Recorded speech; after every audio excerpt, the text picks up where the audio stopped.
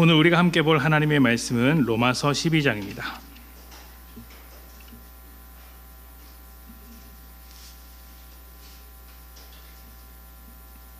로마서 12장 9절 말씀.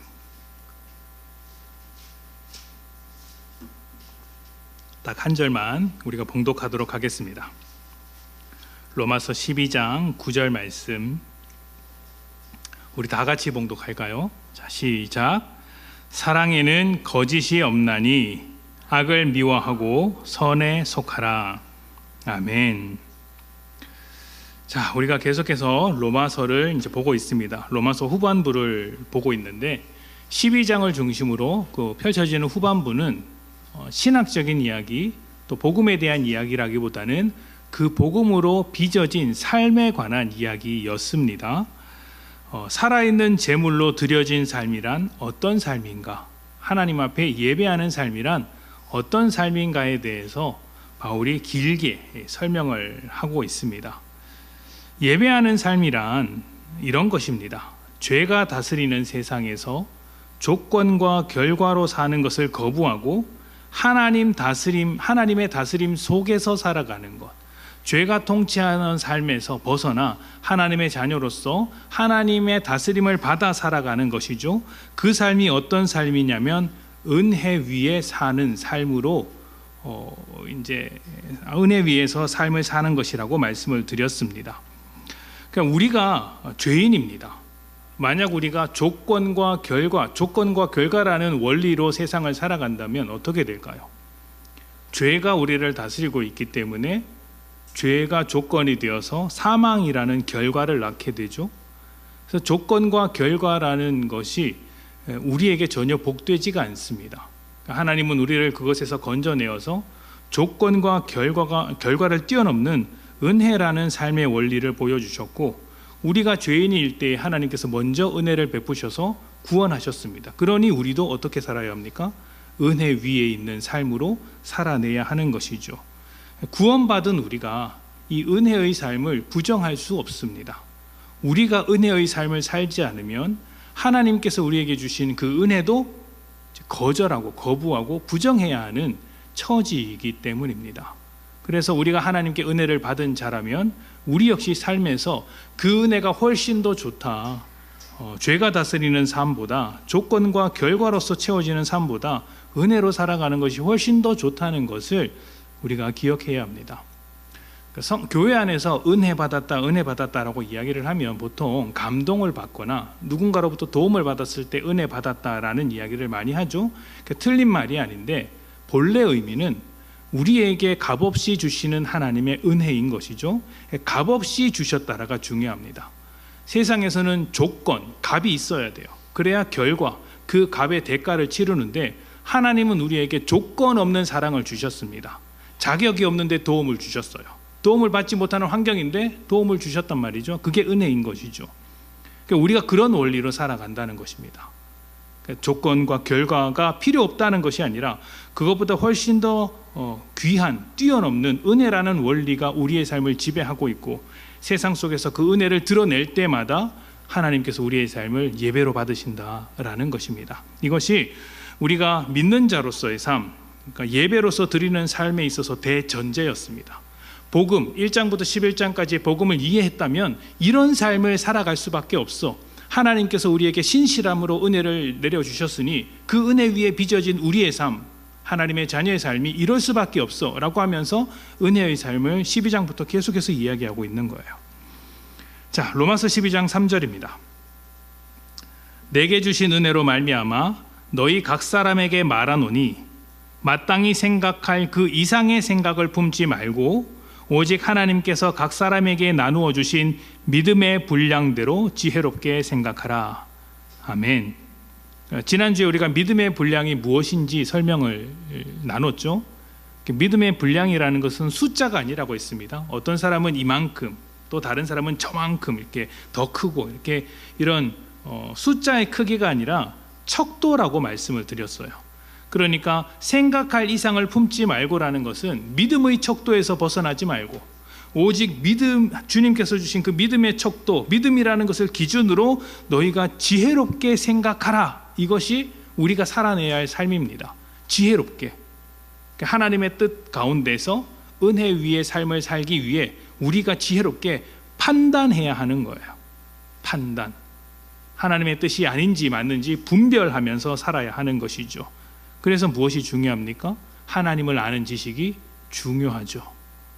주님의 뜻이 어디에 있는지, 하나님의 성품이 어떠한지, 하나님의 일하심이 오늘 우리에게 어떠한 일들을 이루어 가시는지에 대해서 하나님을 이해하는 그 하나님에 대한 지식이 필요합니다. 그래야 우리가 삶으로 예배를 드리는 은혜 위의 삶을 살아갈 수 있는 것이죠.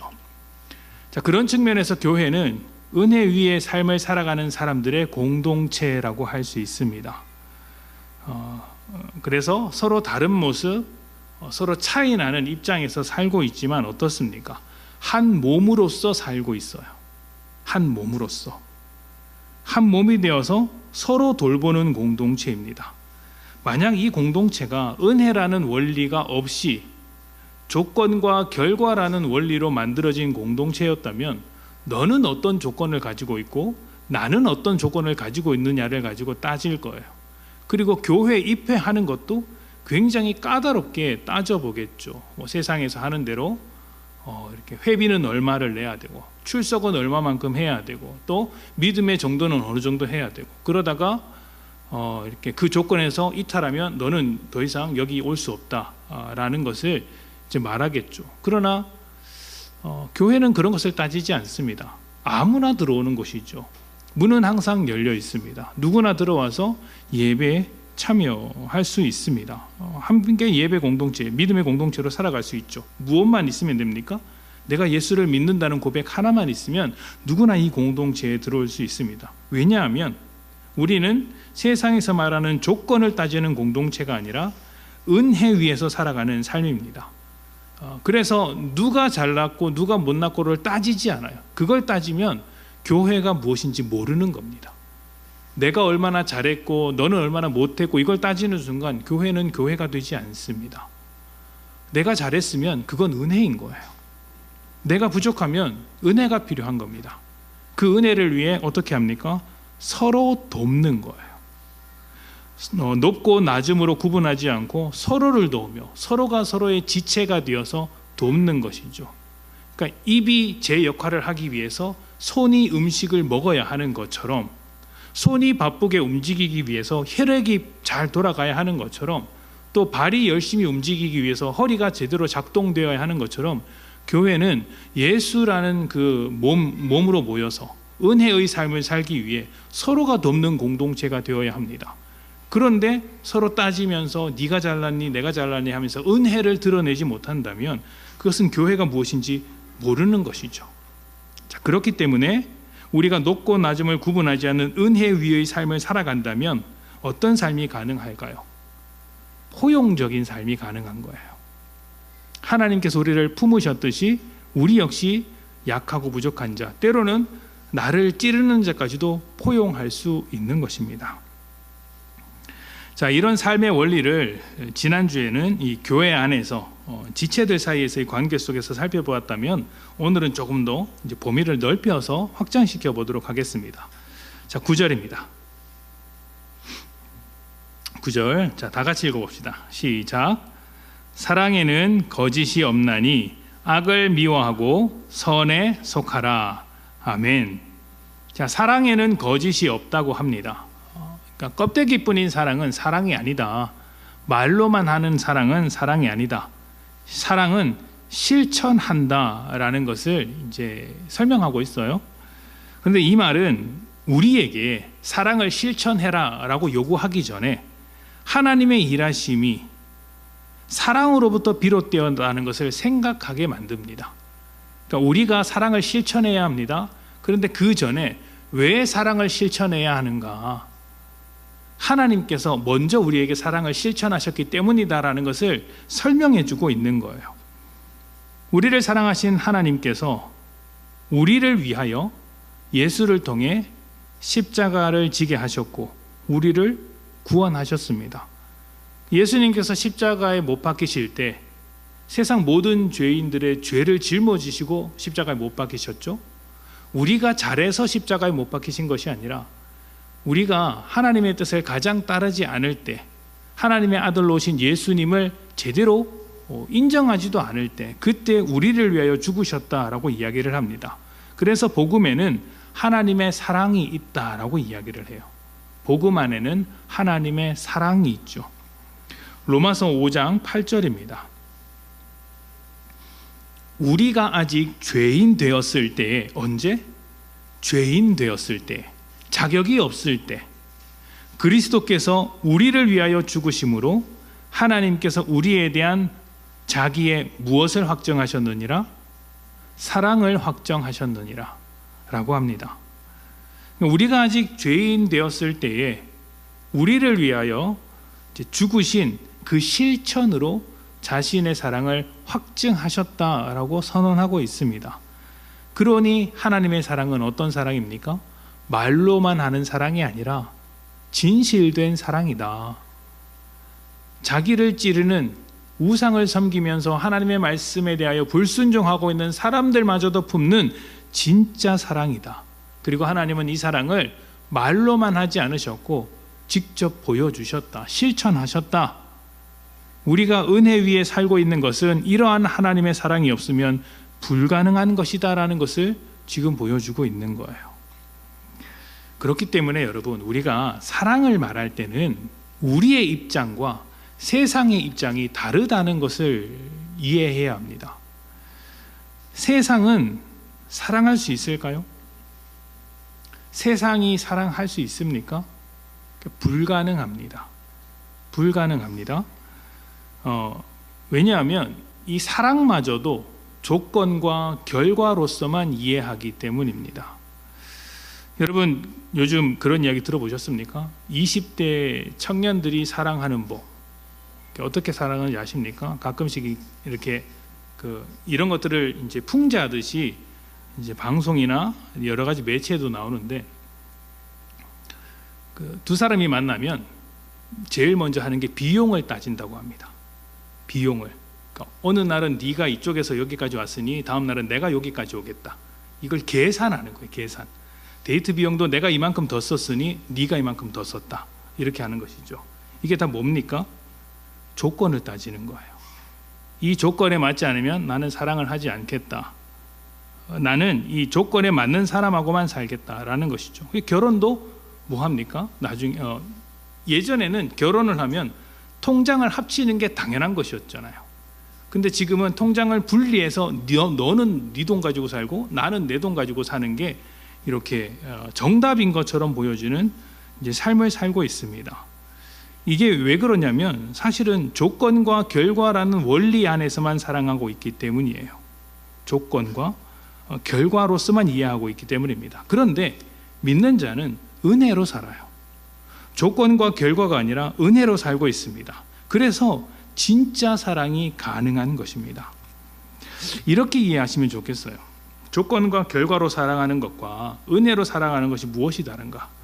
자, 조건과 결과를 로마서에서는 이렇게 표현을 합니다. 행위로 구원을 받는 것. 행위로 구원을 받는 것. 그러니까 내가 열심히 하면 하나님께서 나를 구원해 주신다.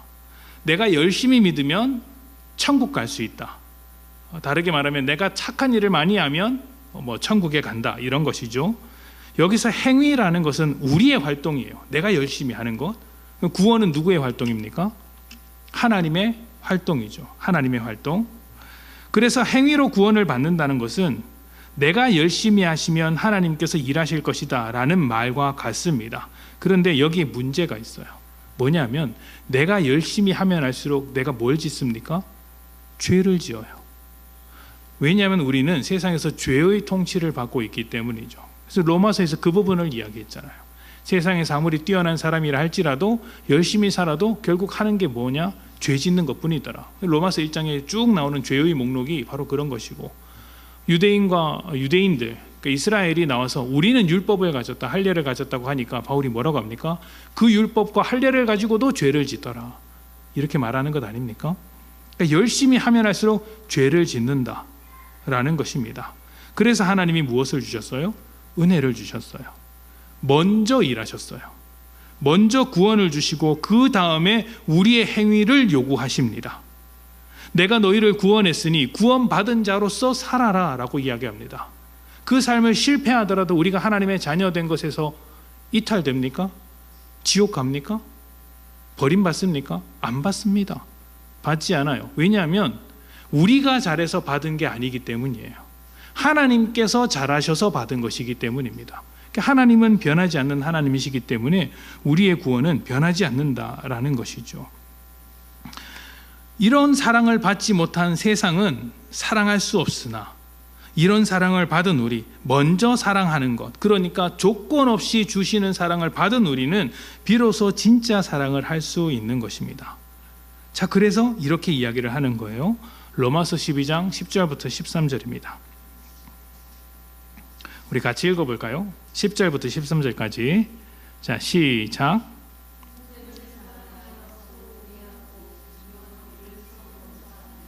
부지런하여 게으르지 말고 열심을 품고 주를 섬기라.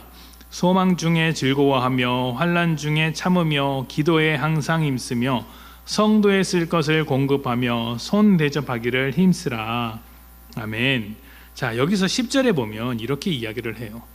형제를 사랑하여 서로 우애하고 존경하기를 서로 어떻게 하여? 먼저 하며. 서로 먼저 하라고 합니다. 이 먼저 하라는 말은 상대방에게 조건이 없더라도 먼저 사랑을 시작하라는 말입니다. 만약 상대방에게 조건이 없는데도 불구하고 사랑하라고 한다면, 세상에게 그렇게 요구한다면 뭐라고 이야기할까요? 왜? 라는 말을 할 거예요. 왜? 왜 내가 먼저 해야 되는데? 이렇게 이야기할 거예요. 이 왜가 무슨 말입니까? 조건을 묻는 거예요. 왜 내가 그렇게 해야 하는데? 왜 내가 먼저 사랑해야 하는데? 저 사람 꼴 보기 싫은데 내가 왜 사랑을 해야 하는데? 왜 내가 그렇게 감정 쏟고 물질 쏟고 시간 쏟고 그 사람에게 헌신해야 되는데? 내가 왜 사랑해야 하는데? 왜 내가 손해봐야 하는데? 라고 묻습니다. 그러면 세상 사람들에게 할 말이 있습니까? 할 말이 없어요. 왜냐하면 세상의 논리로서는 그 말이 맞기 때문이에요. 보통 이렇게 이야기를 합니다. 야, 그래도 지는 게 이기는 거야. 네가 형이니까 형답게, 네가 언니니까 언니답게 먼저 양보해야지. 양보하는 게 이기는 거야 라는 말을 합니다. 근데 이런 말을 해보기는 하는데 현실이 그렇지 않다는 것을 우리가 다 알기 때문에 사람들이 받아들이지 않아요. 예전에는 맞은 사람은 발 뻗고 자도 때린 사람은 발 뻗고 못 잔다라고 하는데 요즘은 때린 사람이 더 발 뻗고 잔다고 하지 않습니까? 다 같은 맥락에서 나오는 거예요. 왜? 나는 그럴 이유가 없어. 나는 사랑할 이유를 가지고 있지 않아. 왜냐하면 그 이유를 누구에게서 찾아요? 저 사람이 어떻게 했는지를 놓고 찾기 때문입니다. 세상에서 사랑과 따뜻함이 점점 더 사라지는 이유이기도 합니다. 그런데 하나님께서는 우리에게 먼저 사랑하라고 요구하고 있습니다. 먼저 사랑을 시작하라고 요구하고 있어요. 그러면 우리도 묻습니다. 우리가 사랑해야 할 근거는 어디에 있습니까? 왜 우리가 사랑해야 할까요? 조건이 어디 있습니까? 라고 묻는다면 하나님은 이렇게 이야기를 하세요. 사랑을 받아야 할 그 사람이 조건이 되어서 사랑하라는 게 아니라 너희 스스로 조건이 되어서 사랑을 해줘야 할 너희가 조건과 이유가 되어서 사랑을 하라라는 것입니다. 무슨 말이냐면 사랑받아야 할 사람에게 이유를 찾지 말고 사랑을 해야 할 우리가 사랑해야 할 이유를 찾아보라는 거예요.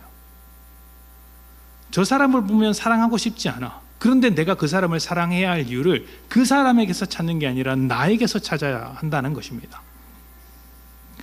이것은 하나님을 닮아가는 것과 똑같아요. 하나님께서 우리를 사랑하신 이유가 어디 있죠? 우리는 죄인일 때 하나님께서 먼저 우리를 사랑하셨잖아요. 그러니까 하나님께서 죄인이신데 우리 때문에 하나님께서 우리를 사랑하셨다면 사랑하지 않으셔야죠.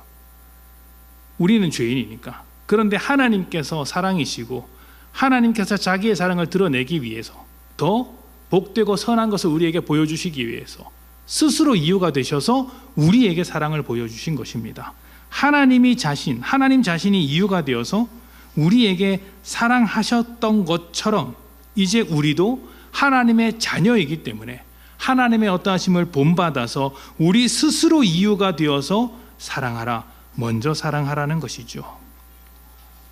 여러분 한번 생각해 보십시오. 상대방에게 사랑을 해줘야 하는데 내가 이유가 되면 그 사랑에 차별이 생기겠습니까?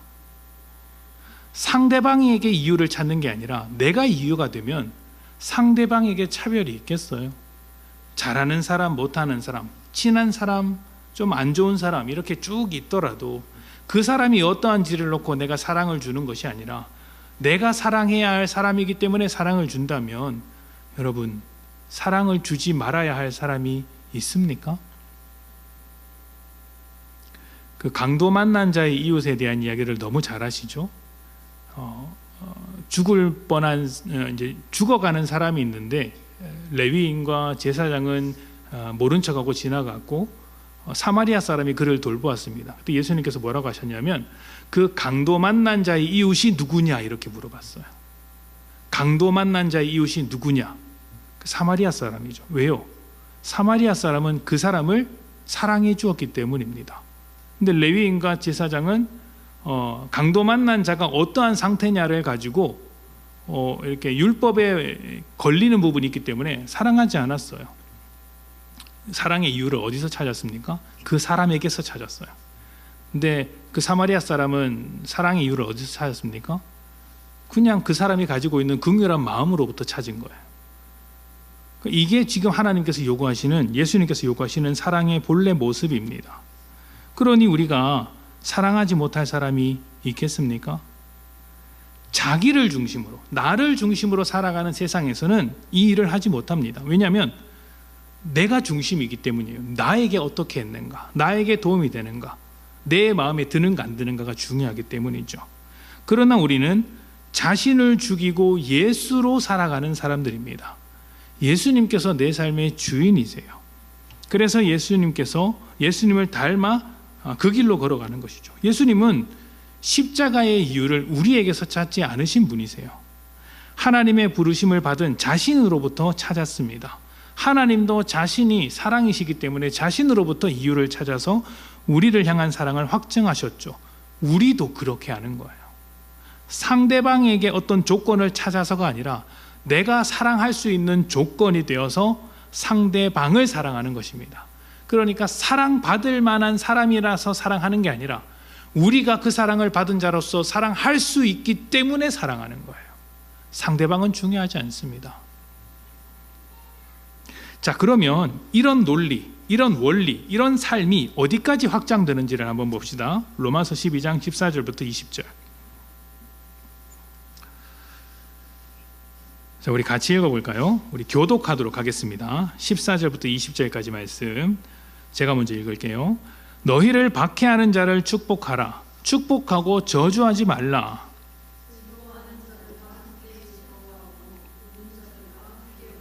서로 마음을 같이하며 높은 데 마음을 두지 말고 도리어 낮은 데 처하며 스스로 지혜 있는 채 하지 말라.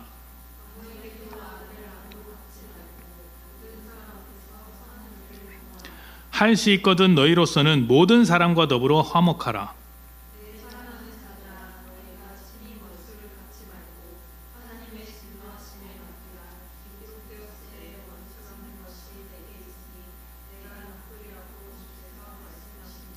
내 원수가 줄이거든 먹이고 목마르거든 마시게 하라. 그리함으로 내가 숯불을 그 머리에 쌓아 놓으리라.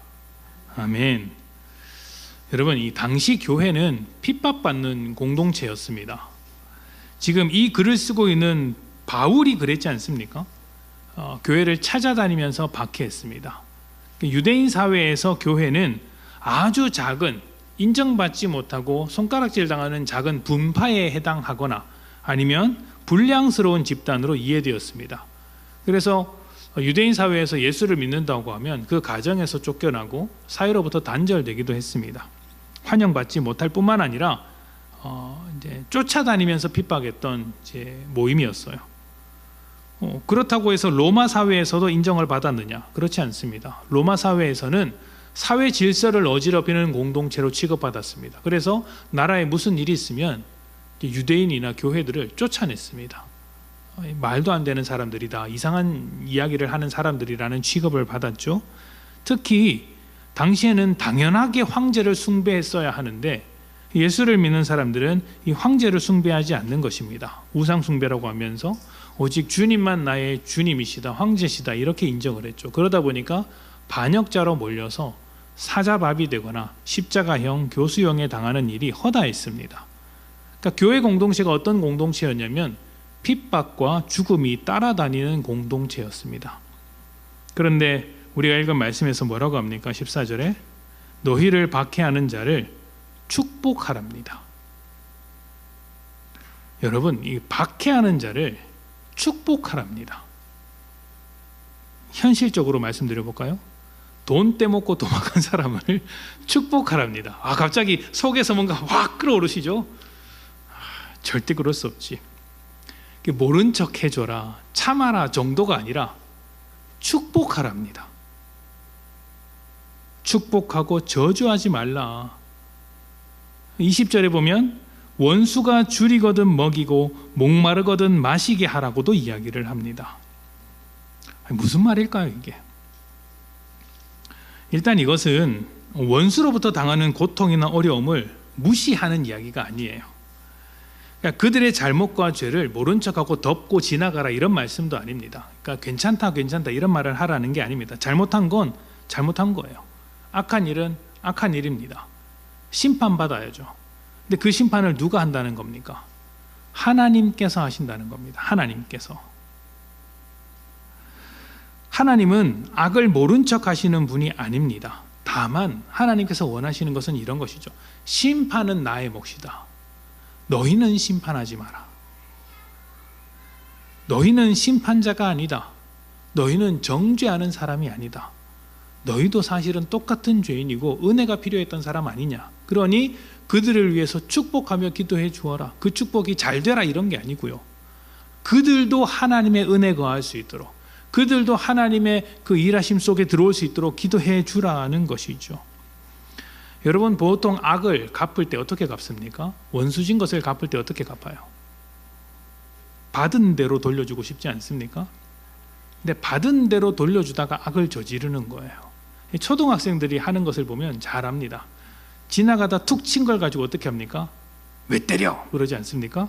지나가다 부딪혔는데 왜 때려랍니다. 이런 죄인 중에 죄인이 있습니까? 그리고 나서 어떻게 해요? 한 대를 툭 때립니다. 그럼 상대방이 어떻게 하죠? 나는 때린 게 아닌데 너는 왜 때려? 라고 하면서 두 대를 탁탁 때려요. 벌써부터 악이 이제 번성하는 거죠. 그러면 넌 왜 두 대 때려? 하면서 세 대 다다닥 때립니다. 그리고 나서는 이제 우리 엄마 데리고 온다, 아빠 데리고 온다 하면서 이제 싸웁니다. 다툽니다. 얼굴도 안 보죠. 순진한 아이들 이런 건 없습니다. 네, 사랑스러운 우리 아이들이지만 순진하지는 않습니다. 악하죠. 죄송합니다. 자, 제가 지난주 주일부터 이 죄송하다는 이야기를 많이 하네요. 네. 자, 어찌되었든 그러니까 원수를 갚는 건 그렇게 됩니다. 원수를 갚으려다가 똑같은 악을 저지르고 똑같이 원수가 되는 경우가 굉장히 많습니다. 이렇게 되면 관계가 이어지지 않아요. 관계가 회복될 수 없습니다. 여러분들 중에서는 그러겠죠? 그럼 안 보고 말지. 나 그 사람 안 봐도 돼. 영영 연 끊고 살아도 돼. 나는 그 사람 꼴도 보기 싫어. 그렇게 생각하는 사람이 있다면 여러분, 하나님 앞에서 회개하십시오. 그렇게 한다면 우리는 영원히 고립될 수밖에 없어요. 원수를 사랑하라는 것은 원수 앞에서 간쓸게 다 빼주고 실실실 웃고 다니라는 말이 아닙니다. 어떻게 웃겠습니까? 억울한데. 원수를 축복하라, 원수를 위해 기도하라, 원수를 사랑하라 이런 말은 원수도 하나님의 은혜가 필요한 사람이니 그 은혜의 끈을 잘라버리지 말아라 라는 것입니다. 그래서 뭐라고 그래요? 친하게 지내지는 못해도 그 원수가 굶고 있으면 밥은 줘라. 목말라서 당장 내일을 살아갈 수 없다면 먹여 살려라. 물은 좀 줘라. 살 수 있도록 만들어라. 그게 그들을 향해 우리가 베풀 수 있는 긍휼 아니냐라는 라는 것입니다. 살 수 있도록 해주라는 것이죠. 그렇게 되면 어떻게 됩니까? 머리에 숯불을 쌓아 놓는 것과 같다라고 이야기를 합니다. 이게 무슨 표현이냐면 성경에 이런 표현이 있죠. 그 죄가 아니고 죄를 뒤집어 쓴다 이런 표현이 있잖아요.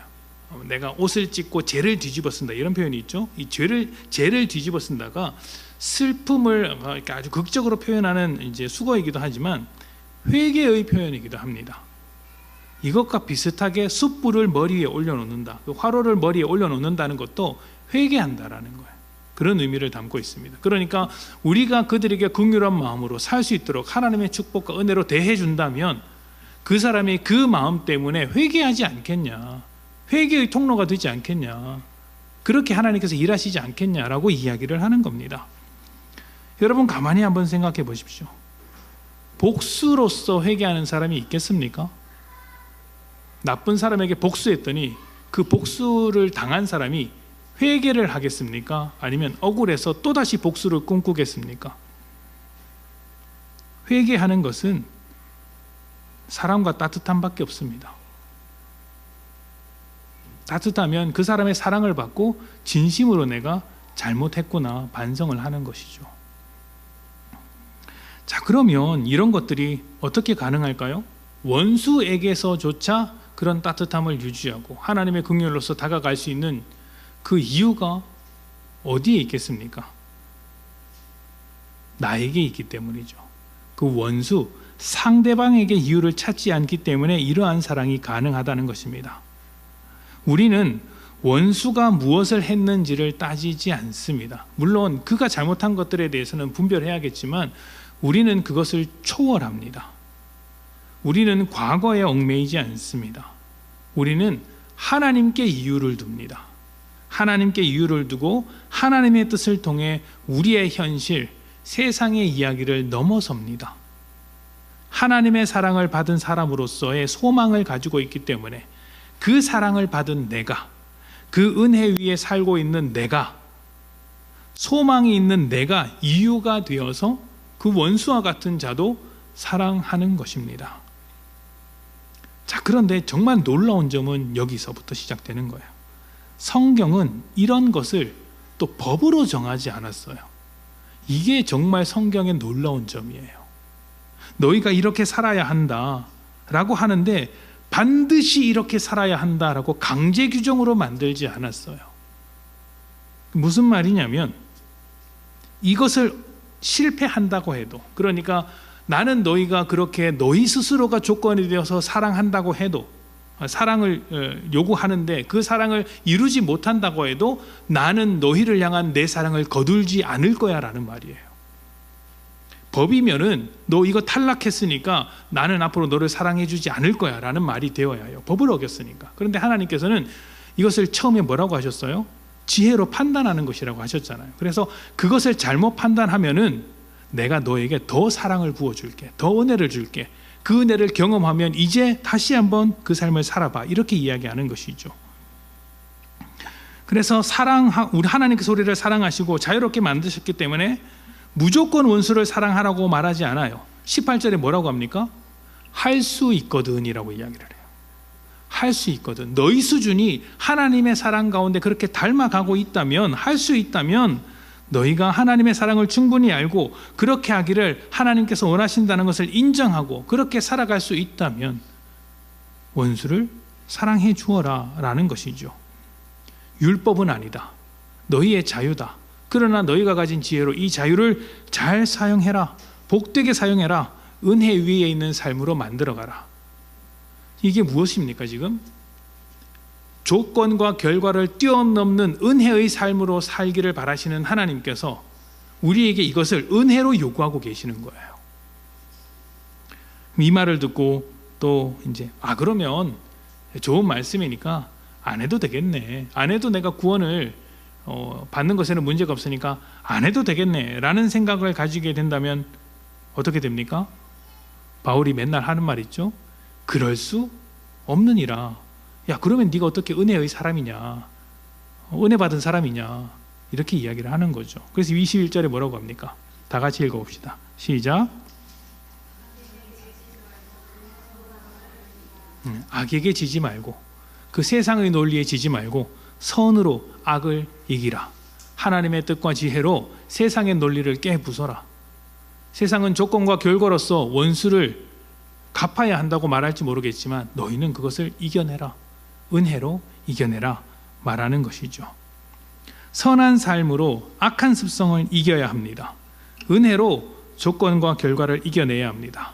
그러면 우리가 이것을 어떻게 해낼 수 있을까요? 11절을 한번 봅시다.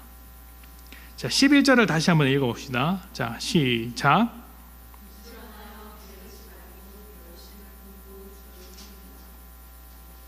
자, 11절 후반부에 보면 열심을 품고 주를 섬기라 이렇게 되어 있습니다. 여기서 열심을 품고가 헬라어로 토푸뉴마티 제온테스라는 말입니다. 푸뉴마티 제온테스. 이게 무슨 말이냐면 푸뉴마티가 성령이라는 뜻이거든요. 성령. 푸뉴마가 성령입니다. 그러니까 열심을 품으라라고 번역이 되어 있는데 이것을 직역하면 성령으로 마음이 뜨겁게 되어 주를 섬기라는 말과 같아요. 성령으로 마음이 뜨겁게 되어, 성령 안에서 마음이 뜨겁게 되어라는 것이죠. 우리가 하나님 안에서 살아갈 때, 성령 안에서 살아가게 된다면, 우리의 삶을 은혜에 맡길 수 있다면 우리는 원수를 사랑하는 자리까지 갈 수 있습니다. 결국 이것은 무슨 말이에요? 하나님과 우리의 관계로부터 시작된 것이 우리와 우리 서로의 관계로 이어지는 것이죠. 하나님께로부터 받은 은혜가 사람들에게 은혜로운 삶으로 결과 맺는다는 것입니다. 이것을 예수님께서 하나님을 사랑하고 사람을 사랑하라는 말로 가르쳐 주셨습니다. 하나님을 사랑하는 만큼, 성령 안에서 마음이 뜨거워진 것만큼 우리는 다른 사람에 대하여 사랑할 수 있습니다. 다시 말하면 은혜의 삶을 살아낼 수 있다는 말입니다. 여러분의 삶을 한번 들여다보십시오. 하나님을 사랑하십니까? 성령 안에서 뜨거운 마음으로 살고 계십니까? 하나님과 날마다 동행하고 그 은혜 위에서 여러분의 삶을 만들어 가십시오. 우리는 이미 사랑을 받은 자고 은혜를 받은 자입니다. 우리를 먼저 사랑하셔서 자기의 사랑, 자신이 사랑이라는 것을 확증하신 하나님의 자녀인 우리들도 하나님의 자녀, 사랑의 자녀라는 것을 확증하기 위해 상대방에게 조건을 붙이지 말고 우리 스스로 조건이 되어 원수마저도 사랑할 수 있는 그런 마음의 크기가 여러분들에게 있기를 축복합니다.